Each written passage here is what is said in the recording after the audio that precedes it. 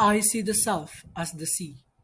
A pleasant day, Cardinals. I am Jade Lester Angel, and today I will be taking you on a short vacation and delve deeper into the self, or in this context, into the sea.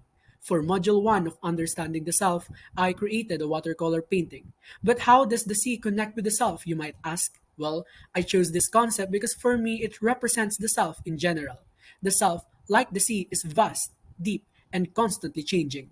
Today, I will also share how different factors, along with philosophical and scientific views, help us understand the mystery of the self and identity.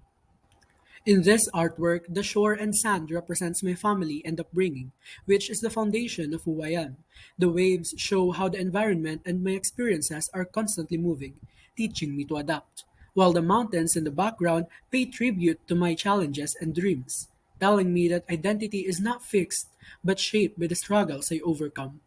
All these influences have shaped the person I am today, flowing like the waves, but influenced by the people and places around me. Now, different philosophers with their philosophies help me view the ocean as more than just water. For instance, Know Thyself by Socrates inspires me to dive deeper and explore the depths of my ocean, like how I explore the depths of my identity. In addition, I think Therefore I Am by Descartes is similar to the waves, because it reflects my ability to think that proves my existence. These views help me see myself as a thinker who is well aware of his own journey, and not just as a person. Transitioning to scientific views, it also helped me view the self in different perspectives. For once, psychology can be seen in the nature and nurture idea of the self, while biology shows that our brain and body can shape how we feel, think, and act. While sociology reminds us that the self is also shaped by society and culture, just like how the sea responds to the climate. These perspectives show that the self is complex and not just subjected to one interpretation.